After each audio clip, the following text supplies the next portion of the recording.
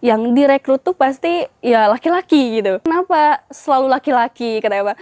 Kayak mereka merasa pekerjaan itu hanya untuk laki-laki dan kamu adalah perempuan tidak usah ikut gitu. Jadi seiring berjalannya waktu mereka mulai sadar kayak, oh mungkin ya saya juga butuh peran di SIK gitu. Bahwasannya kesempatan itu tuh bukan hanya untuk anak muda laki-laki, untuk anak muda perempuan mereka juga punya kesempatan, punya hak yang sama.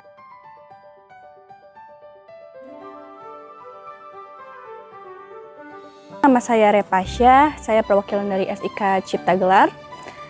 Mungkin di SIK sendiri saya di bagian literasi karena kita sudah mempunyai 9 teknisi, jadi saya di bagian literasi. Tapi kadang saya juga melihat ke lapangan secara teknis. Karena ketika perpindahan Kasepuan ke Gelar Alam, kebetulan setelah berpindahnya rumah adat, saya langsung ikut pindah juga. Di sana ketika rumah belum selesai dibangun, kita udah nanyain, internet mana, kita langsung pasang internet karena sebutuh itu gitu. Kayak bahkan 1-2 hari pas pembangunan rumah aja kita udah ngerasain tanpa internet tuh sehampa dan sebutuh itulah gitu. Kayak internet itu kayak sebuah kebutuhan primer sekarang tuh. Orang sana difasilitasi tanpa pemahamannya bahwasanya internet tuh banyak sisi negatifnya gini gitu. Tapi kayak banyak kayak modus-modus kayak ibu-ibu misalnya kayak dapat giveaway Baim Wong itu udah sering banget apalagi di Facebook gitu kan. Tapi untungnya karena mungkin ya ibu-ibu kan maksudnya misalnya baru pegang HP dan pemahamannya belum terlalu jauh atau mungkin kayak di sana masih jarang-jarang yang punya nomor rekening dan lain-lain. Kalau misalnya mau tarik uang atau kirim uang masih bantu sama orang-orang yang udah agak muda dan agak paham. Jadi ketika mereka dapat itu mereka tanya dulu gitu loh, gak langsung transfer atau gimana. Mungkin karena aksesnya juga yang kurang karena jadi kita tidak ada Alfamart atau yang lain-lain. Jadi tanya-tanya dulu. Nah dari sana ketika mereka bertanya, untungnya gitu mereka bertanya kepada misalnya ke bapak saya atau ke saya. Jadi kayak saya langsung mengarahkan, oh ini jangan, ini penipuan gitu. Tapi itu banyak sekali dan bahkan ketika satu orang nih mereka sudah kayak saya sudah ingatkan, oh ini tuh jangan, beda, maksudnya kayak ini bukan yang ngasih, ini penipuan.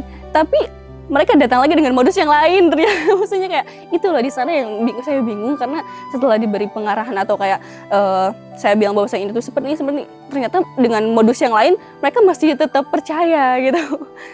Mungkin ada beberapa yang ya maksudnya tergiurnya karena hal yang sensitif ya, masalah uang yang saya ngerti, yang bikin saya sakit itu karena saya tahu ketika ibu-ibu atau bapak-bapak yang ikutan itu tuh ingin memperbaiki ekonomi malah bahkan menghancurkan ekonomi tersebut gitu. Karena mereka dengan ketidaktahuan dan ketidakpahaman itu yang menurut saya bikin miris. Ketika sudah marak itu terjadi dan sudah banyak yang gimana ya, sudah kayak oh ternyata ini penipuan, sudah ngerti gitu karena udah banyak yang kayak baru top up nih sampai 1 juta misalnya.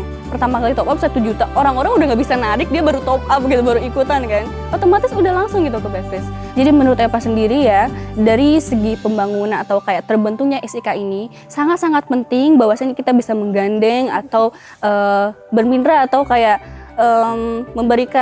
meminta support dari lembaga-lembaga atau orang-orang yang menurut saya sangat-sangat penting, contohnya misalnya lembaga adat atau pemerintahan, karena itu sangat-sangat berpengaruh dalam terbentuknya sebuah SIK atau organisasi.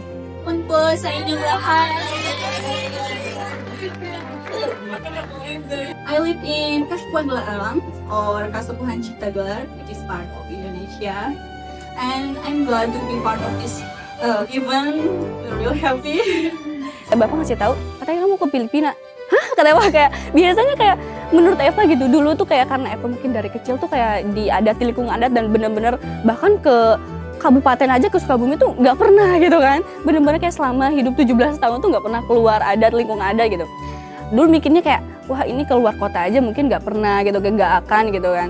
Ternyata bisa keluar negeri tuh kayak bener-bener kaget dan di umur segini gitu kayak Eva sebenarnya masih agak minder dan agak malu juga kayak aduh kenapa saya tidak punya potensi apa-apa gini gitu kayak masih gitu. Tapi kayak saya pikir lagi oh ini mungkin peluang untuk saya harus bisa membuka pintu-pintu lain, peluang-peluang lain dari awal ini, saya harus berani gitu. Ya pengalaman yang sangat berharga untuk saya di hidup saya karena itu hal-hal yang menurut saya tadinya di luar ekspektasi saya gitu. Itu di luar mimpi saya yang tadinya mimpi saya segini ternyata bisa melampaui gitu. Di sana kebanyakan kan yang mewakili itu ya orang-orang yang sudah punya pengalaman yang sangat banyak, ilmu yang sangat banyak.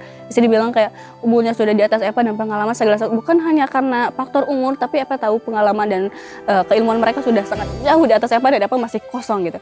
Tapi Eva senangnya karena ternyata di sana disambut sangat-sangat baik dan mereka bilang bahwasannya justru Cipta Gelar ini bukan hanya contoh untuk Indonesia tapi untuk seluruh dunia. Dari sana Eva merasa kayak, wah aku membawa nama baik ini gitu. Itu benar-benar bikin Eva kayak semangatnya tuh makin tinggi, semangat belajar kayak yang dari awalnya merasa kecil gitu, justru kayak makin kayak aku juga bisa nih kayak gini gitu. Aku belajar bahwasanya tidak ada yang tidak mungkin. Dari awal mula aku keluar negeri, aku rasa kayak ternyata ada loh, kayak tergantung kita loh gitu, kayak semua kesempatan itu tergantung kitanya. Kalau kita mau mencoba dan bertekad, tidak ada yang tidak mungkin.